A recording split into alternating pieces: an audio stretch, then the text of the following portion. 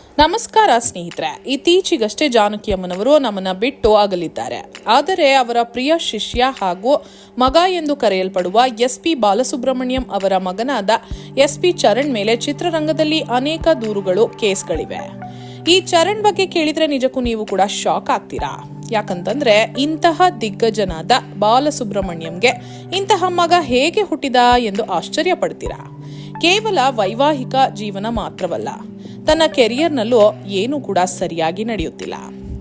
ಈ SP ಚರಣ್ ಕೇವಲ singer ಮಾತ್ರವಲ್ಲ, ಬದಲಿಗೆ ನಟನಾಗಿಯೂ ಪ್ರೊಡ್ಯೂಸರ್ ಆಗಿ ಕೂಡ ಕೆಲಸವನ್ನ ಮಾಡಿದ್ದಾರೆ. ಅಸಲಿಗೆ ಬಾಲಸುಬ್ರಹ್ಮಣ್ಯಂ ರವರು ತನ್ನ ಮಗನನ್ನು ಚಿತ್ರರಂಗದಿಂದ ದೂರ ಇಡಲು ಪ್ರಯತ್ನ ಮಾಡಿದ್ದು ಯಾಕೆ? ಕೇವಲ ಬಾಲಸುಬ್ರಹ್ಮಣ್ಯಂ ರವರ ಆಸ್ತಿಗಳನ್ನ ಮಾತ್ರ ಕಳೆದಿಲ್ಲ, ಅವರ ಮಾನವನ್ನೇ ಹರಾಜಾಕ್ಬಿಟ್ಟಿದ್ದಾನೆ ಈ ಚರಣ್.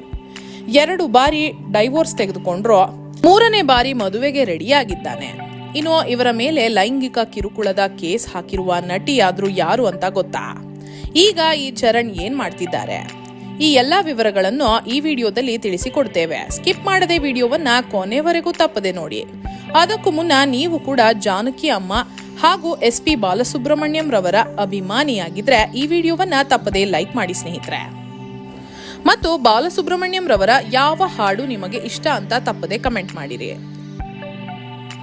ಸ್ನೇಹಿತರೆ. ಜಾನಕಿ ಅಮ್ಮನವರ ಯಾವುದೇ ಹಾಡು ತೆಗೆದುಕೊಂಡ್ರು ಅವರೊಂದಿಗೆ ಹಾಡ್ತಿದ್ದಿದ್ದೆ ಈ SP ಬಾಲಸುಬ್ರಹ್ಮಣ್ಯಂ ರವರು.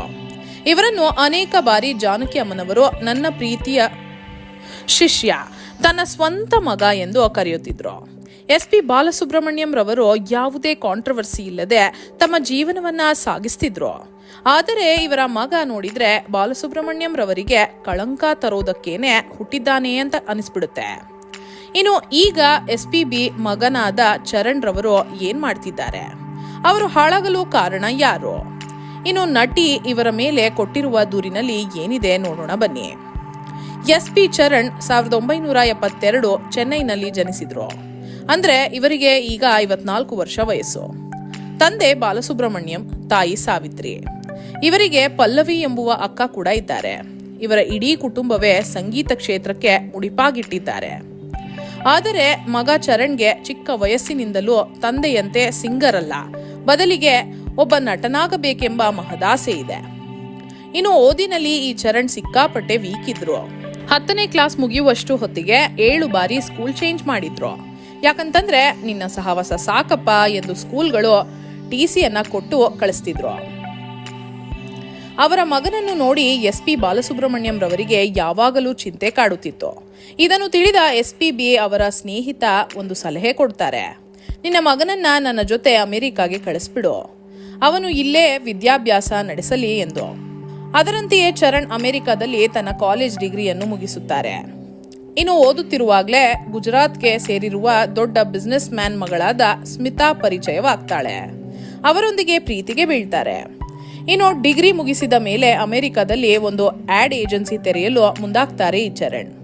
ಹೇಗೋ ಮಗ ಉದ್ಧಾರ ಆಗ್ತಿದ್ದಾನೆ ಅಂತ ಖುಷಿಯಲ್ಲಿ ಮಗ ಕೇಳಿದಷ್ಟು ಹಣವನ್ನ ಬಾಲಸುಬ್ರಹ್ಮಣ್ಯಂ ರವರು ನೀಡ್ತಾರೆ. ಮೊದಲು ಇದ್ದ ಇಂಟ್ರೆಸ್ಟ್ ಚರಣ್ಗೆ ಆನಂತರ ಇರಲಿಲ್ಲ. ಕೆಲವೇ ತಿಂಗಳುಗಳಲ್ಲಿ ಕಂಪನಿ ಲಾಸ್ಗೆ ಹೋಗಲು ಶುರುವಾಯಿತು. ಅದಕ್ಕಾಗಿ ಕಂಪನಿ ಮುಚ್ಚಿಬಿಟ್ರು.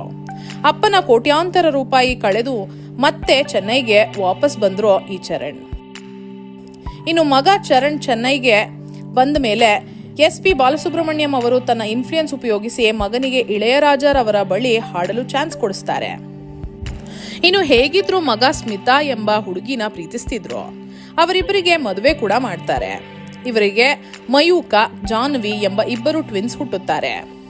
ಇನ್ನು ಮದುವೆ ಆಗುತ್ತಿದ್ದಂತೆಯೇ ಈ ಚರಣ್ ಯಾವುದೇ ಕೆಲಸ ಮಾಡಲ್ಲ, ಯಾವಾಗ್ಲೂ ಪಬ್ಬು ಪಾರ್ಟಿಗಳು ಅಂತ ಸುತ್ತಾಡ್ತಿರ್ತಾನೆ. ಈ ವಿಚಾರವಾಗಿ ಚರಣ್ ಮತ್ತು ಹೆಂಡತಿಯ ಮಧ್ಯೆ ಯಾವಾಗಲೂ ಮನಸ್ತಾಪಗಳು, ಜಗಳಗಳು ನಡೀತಾನೇ ಇರ್ತವೆ. ಈ ಸಂದರ್ಭದಲ್ಲಿ ಮಗನ ಸಂಸಾರವನ್ನು ಉಳಿಸಲು ಬಾಲಸುಬ್ರಹ್ಮಣ್ಯಂ ರವರು ಮಗನ ನೆರವಿಗೆ ನಿಲ್ತಾರೆ. ಮಗ ಪ್ರೊಡ್ಯೂಸರ್ ಆಗಬೇಕು ಎಂದು ತಂದೆಯ ಬಳಿ ಹೇಳ್ತಾರೆ. ಅದಕ್ಕೆ ನಿನಗೆ ಸಿನಿಮಾದ ಪ್ರೊಡಕ್ಷನ್ ಹೇಗೆ ನಡೆಯುತ್ತೆ ಅಂತ ಗೊತ್ತಿಲ್ಲ, ಅದಕ್ಕಾಗಿ ಮೊದಲು ಕೆಲಸ ಕಲಿ ಎಂದು ಹೇಳಿ ತಮಿಳು ದಿಗ್ಗಜ K ಬಾಲಚಂದ್ರ ಅವರ ಮಗನಾದ ಕೈಲಾಸಂ ಬಳಿ ಕೆಲಸಕ್ಕೆ ಸೇರಿಸ್ತಾರೆ. ಮೊದಲಿಗೆ ತಮಿಳಿನ ಸೀರಿಯಲ್ ಅನ್ನು ಪ್ರೊಡ್ಯೂಸ್ ಮಾಡ್ತಾರೆ. ಆ ಸಂದರ್ಭದಲ್ಲಿ ಚರಣ್ ರವರು ಆಕ್ಟ್ ಮಾಡಲು ಕೂಡ ಇಷ್ಟಪಡ್ತಾರೆ. ಇವರ ಮೊದಲ ಸೀರಿಯಲ್ ಊಂಜಲ್ ಅಂತ. ಮಗನ ನಟನೆ ಇಷ್ಟ ಆಗಿ ಕನ್ನಡದಲ್ಲಿ SPB ಅವರು ಮಹಾ ಎಡಬಿಡಂಗಿ ಎಂಬುವ ಫಿಲಂಗೆ ಮಗನನ್ನು ಹೀರೋ ಮಾಡಿ ಸಿನಿಮಾ ತೆಗಿತಾರೆ. ಈ ಸಿನಿಮಾ ಫ್ಲಾಪ್ ಆದ ಕಾರಣ ಮಗನಿಗೆ ETVಯಲ್ಲಿ ನಿರೂಪಕನ ಕೆಲಸವನ್ನ ಕೊಡಿಸ್ತಾರೆ. ಚರಣ್ ಟಿವಿ ನಿರೂಪಣೆ ಕೂಡ ಸರಿಯಾಗಿ ಮಾಡಲ್ಲ. ಅದಕ್ಕೆ ಆ ಪ್ರೋಗ್ರಾಂ ಕೂಡ ನಿಂತು ಹೋಗುತ್ತೆ. ಆನಂತರ ಚರಣ್ ಕೆಲಸವಿಲ್ಲದೆ ಮತ್ತೆ ಮನೆಯಲ್ಲಿ ಕೂರುತ್ತಾರೆ. ಇದರಿಂದ ತಂದೆಯ ಸಂಪಾದನೆಯಲ್ಲಿ ಬದುಕುತ್ತಿದ್ದ ಚರಣ್ರನ್ನು ನೋಡಿ ಪತ್ನಿ ಸ್ಮಿತಾ ಡಿವೋರ್ಸ್ ತೆಗೆದುಕೊಳ್ತಾಳೆ ಮತ್ತು ತನ್ನ 2 ಮಕ್ಕಳನ್ನು ಸ್ಮಿತಾ ಅಮೆರಿಕಕ್ಕೆ ಕರೆದುಕೊಂಡು ಹೋಗಿ ಸೆಟಲ್ ಆಗಿ ಬಿಡ್ತಾರೆ. ಹೆಂಡತಿ ಮಕ್ಕಳು ದೂರವಾದ ಕಾರಣ ಚರಣ್ ಡಿಪ್ರೆಷನ್ಗೆ ಹೋಗ್ತಾರೆ. ಮಗನ ಈ ಪರಿಸ್ಥಿತಿಯನ್ನು ನೋಡೋಕಾಗದೆ SPB ಅವರು ಮಗನಿಗೆ ಹೇಳ್ತಾರೆ, ಏನ್ ಪ್ರೊಡ್ಯೂಸರ್ ಆಗ್ತೀಯೋ ಹೀರೋ ಆಗ್ತೀಯೋ ಅಂತ, ಏನೇ ಮಾಡಿದ್ರೂ ನನ್ನ ಬೆಂಬಲವಿರುತ್ತೆ, ಹಣದ ಬಗ್ಗೆ ಯೋಚನೆ ಮಾಡಬೇಡ ಅಂತ ಹೇಳ್ತಾರೆ. ಆಗ 2003ರಲ್ಲಿ ಉನ್ನೈ ಚೇರಣ ದೈತನ್ ಅನ್ನುವ ಸಿನಿಮಾದಲ್ಲಿ ಹೀರೋ ಆಗಿ ನಟಿಸಿ ಪ್ರೊಡ್ಯೂಸ್ ಕೂಡ ಮಾಡುತ್ತಾರೆ. ಆದರೆ ಈ ಸಿನಿಮಾ ಫ್ಲಾಪ್ ಆಗುತ್ತೆ. ಮುಂದೆ ತೆಗೆದ ಕೆಲವು ಸಿನಿಮಾಗಳೆಲ್ಲ ಫ್ಲಾಪ್ ಆಗುತ್ತವೆ. ಆದರೆ ಮಧ್ಯದಲ್ಲಿ ಈ ಒಂದು ಸಿನಿಮಾ ಚೆನ್ನೈ 600028 ಎಂಬ ಸಿನಿಮಾ ಹಿಟ್ ಆಗಿ ಬಿಡುತ್ತದೆ. 20 ಕೋಟಿ ಹಣ ಕೂಡ ಮಾಡುತ್ತೆ. ಯಾವಾಗ ದುಡ್ಡು ನೋಡಿದ್ರು ಮತ್ತೆ ಪಬ್ಬು ಪಾರ್ಟಿ ಅಂತ ಶುರು ಮಾಡ್ಕೊಂತಾನೆ ಈ ಚರಣ್. ಮತ್ತೆ ಸಿನಿಮಾ ಪ್ರೊಡ್ಯೂಸ್ ಮಾಡ್ತಾರೆ. ಸಿನಿಮಾಗಳು ಫ್ಲಾಪ್ ಆಗುತ್ತವೆ. ಮತ್ತೆ ಸಾಲ ತಂದು ಸಿನಿಮಾ ಪ್ರೊಡ್ಯೂಸ್ ಮಾಡ್ತಾರೆ. ಆಗ ಈ ಸಾಲವನ್ನ ತೀರಿಸೋಕೆ ಖುದ್ದು SP ಬಾಲಸುಬ್ರಹ್ಮಣ್ಯಂ ರವರು ಅನೇಕ ಮನೆಗಳು ಮತ್ತು ಪ್ರಾಪರ್ಟಿಗಳನ್ನ ಮಾರ್ತಾರೆ. ಇಷ್ಟಾದರೂ ಚರಣ್ಗೆ ಸಿನಿಮಾ ಹುಚ್ಚು ಕಡಿಮೆ ಆಗೋದಿಲ್ಲ. ಯಾವಾಗಲೂ ಹೊಸ ಡೈರೆಕ್ಟರ್ನ ನಟಿಯರನ್ನ ಪರಿಚಯ ಮಾಡುತ್ತಿರುತ್ತಾರೆ. ಒಂದು ಪಾರ್ಟಿಯಲ್ಲಿ ಸೋನಾ ಹೇಡನ್ ನಟಿಯನ್ನ ಕರೆದಿರ್ತಾರೆ. 2 ಕುಡಿದು ಒಂದು ರೂಮ್ಗೆ ಹೋಗ್ತಾರೆ. ಆದರೆ ಕೆಲವೇ ಹೊತ್ತಿನಲ್ಲಿ ಸೋನಾ ಹೇಡನ್ ಕಿರುಚುತ್ತಾ ಕೆಳಗೆ ಬರ್ತಾಳೆ. ಈ ಚರಣ್ ನನ್ನ ಮೇಲೆ ಲೈಂಗಿಕ ದೌರ್ಜನ್ಯ ಮಾಡೋಕೆ ಮುಂದಾಗ್ತಾನೆ ಅಂತ ಹೇಳಿ ಪೊಲೀಸ್ ಠಾಣೆಯಲ್ಲಿ ಕಂಪ್ಲೇಂಟ್ ಅನ್ನ ಕೂಡ ಕೊಡ್ತಾಳೆ. ಆದರೆ ಪೊಲೀಸ್ ಠಾಣೆಯಲ್ಲಿ ಈ ಚರಣ್ ಹೇಳೋದೇನೆಂದ್ರೆ, ಈ ನಟಿಯೇ ನನ್ನನ್ನು ಇಷ್ಟಪಟ್ಟು ಕರೆದ್ಲು, ಆನಂತರ ನಾಟಕ ಆಡ್ತಿದ್ದಾಳೆ, ಇದೆಲ್ಲ ಹಣಕ್ಕಾಗಿ ಮಾಡ್ತಿದ್ದಾಳೆ ಎಂದು ಪೊಲೀಸರ ಮುಂದೆ ಹೇಳುತ್ತಾರೆ. ಆದರೆ ಸೋನಾ ಹೇಡನ್ ಸುಮ್ಮನೆ ಬಿಡೋದಿಲ್ಲ. ಚರಣ್ ಮೇಲೆ ಕೇಸ್ ಹಾಕ್ತಾಳೆ. ಕೇಸ್ ವಾಪಸ್ ಪಡಿಬೇಕಾದ್ರೆ 50 ಲಕ್ಷ ಕೊಡಬೇಕು ಎಂದು ಬೇಡಿಕೆಯನ್ನ ಇಡ್ತಾಳೆ.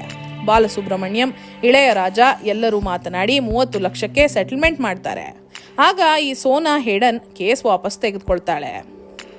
ಇನ್ನು ಮಗನನ್ನ ಹೀಗೆ ಬಿಟ್ಬಿಟ್ರೆ ಸರಿ ಹೋಗೋದಿಲ್ಲ ಅಂತ ಹೇಳಿ 2012ರಲ್ಲಿ ಅಪರ್ಣ ಎಂಬುವವರ ಜೊತೆ ಚರಣ್ 2ನೇ ಮದುವೆ ಮಾಡ್ತಾರೆ. ಇವರಿಗೂ ಕೂಡ ಒಬ್ಬ ಮಗಳಿದ್ದಾರೆ. ಆದರೆ 2020ರಲ್ಲಿ ಇವರಿಬ್ಬರೂ ಕೂಡ ಡಿವೋರ್ಸ್ ಪಡೆದು ಬೇರೆ ಆಗ್ತಾರೆ. ಇಷ್ಟೊತ್ತಿಗಾಗಲೇ ಚರಣ್ ತುಂಬಾ ದಪ್ಪ ಆಗಿರ್ತಾರೆ. ಅದಕ್ಕೆ ಲಿಪೋಸೆಕ್ಷನ್ ಮಾಡಿಸ್ಕೊಂಡು ಮತ್ತೆ ಆರ್ಟಿಸ್ಟ್ ಆಗಿ ಮುಂದುವರಿತಾರೆ. ಆದರೆ ಅದೇ ಸಮಯಕ್ಕೆ ಲಾಕ್ಡೌನ್ ಬಂದ್ಬಿಡುತ್ತೆ. ಕೋವಿಡ್ ಕಾರಣದಿಂದ SP ಬಾಲಸುಬ್ರಹ್ಮಣ್ಯಂ ರವರು ನಿಧನ ಹೊಂದುತ್ತಾರೆ. ಈ ಸಮಯದಲ್ಲಿ ಇಡೀ ಕುಟುಂಬದ ಜವಾಬ್ದಾರಿ ಚರಣ್ ಮೇಲೆ ಬೀಳುತ್ತೆ. ಅದಕ್ಕೆ ಚರಣ್ ನಟನೆ ಮಾಡೋದನ್ನ ನಿಲ್ಲಿಸಿ ಹಾಡುಗಳನ್ನ ಹಾಡೋಕೆ ಶುರು ಮಾಡ್ತಾರೆ. ಇದರ ಮಧ್ಯೆ ನಟಿ ಸೋನಿಯಾ ಅಗರ್ವಾಲ್ ಜೊತೆ 3ನೇ ಮದುವೆಗೆ ಸಿದ್ಧವಾಗಿದ್ದಾರೆ ಎಂಬ ಮಾಹಿತಿಗಳು ಕೇಳಿ ಬರುತ್ತಿವೆ. ಇದು ಎಷ್ಟು ನಿಜವೋ ಸುಳ್ಳೋ ಗೊತ್ತಿಲ್ಲ. ಆದರೆ ಸಿನಿಮಾ ರಂಗದಲ್ಲಿ ಒಂದೇ ಒಂದು ಕಾಂಟ್ರವರ್ಸಿ ಇಲ್ಲದೆ ತನ್ನ ಇಡೀ ಜೀವನವನ್ನ ಗಾಯನ ಲೋಕಕ್ಕೆ ಮುಡಿಪಿಟ್ಟಿದ್ದ ಬಾಲಸುಬ್ರಹ್ಮಣ್ಯಂ ರವರಿಗೆ ಇಂತಹ ಮಗನಿರೋದು ನಿಜಕ್ಕೂ ದುರಾದೃಷ್ಟಕರ ಅಂತ ಹೇಳಬಹುದು. SPB ಅವರು 100 ಕೋಟಿ ಆಸ್ತಿ ಮಾಡಿದ್ದಾರೆ. ಆಸ್ತಿಯನ್ನು ನೋಡಿಕೊಂಡು ಮಗ ಚರಣ್ ಜೀವನ ನಡೆಸಬಹುದು. ಆದರೆ ಯಾವಾಗಲೂ ಏನೋ ಒಂದು ಸಾಧನೆ ಮಾಡಬೇಕು, ಅಪ್ಪನಿಗಿಂತ ಹೆಚ್ಚು ಬೆಳಿಬೇಕು ಎಂಬ ಆಶಯದೊಂದಿಗೆ ಅವರ ಹೆಸರನ್ನು ಹಾಳು ಮಾಡುತ್ತಿದ್ದಾರೆ. ಇನ್ನು ಈ ಚರಣ್ ಬಗ್ಗೆ ನಿಮ್ಮ ಅನಿಸಿಕೆ ಏನು ಅಂತ ಕಮೆಂಟ್ ಮಾಡಿ ತಿಳಿಸಿ. ಹಾಗೆ ಈ ವಿಡಿಯೋವನ್ನ ತಪ್ಪದೇ ಎಲ್ಲರಿಗೂ ಶೇರ್ ಮಾಡಿ. ಧನ್ಯವಾದಗಳು.